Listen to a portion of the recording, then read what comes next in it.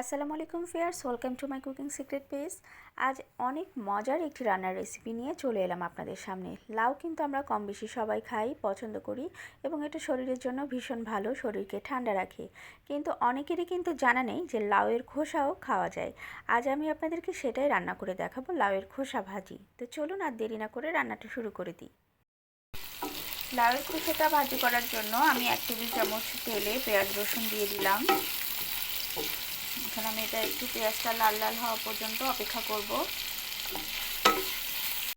পেঁয়াজের কালারটা যখন এরকম চেঞ্জ হয়ে লাল লাল হয়ে যাবে তখন আমি এক্ষেত্রে একটু আলু কুচি করে দিয়ে দিলাম।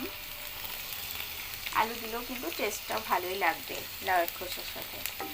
এবং এটা মিক্স করে নিচ্ছি।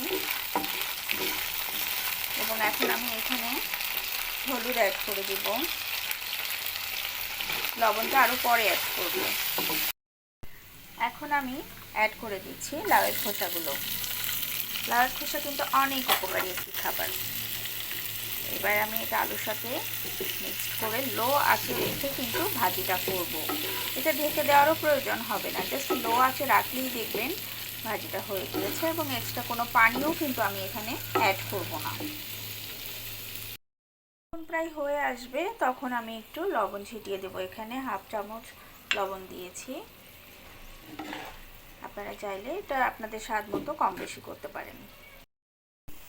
এখানে কিন্তু আমার লাউয়ের খোসাটা খুব সুন্দর করে মচমচে ভাজি কমপ্লিট হয়ে গিয়েছে। আমি একটু এখন ধনিয়া পাতা ছড়িয়ে দিচ্ছি এবং পরিবেশন করে দেখিয়ে দিচ্ছি।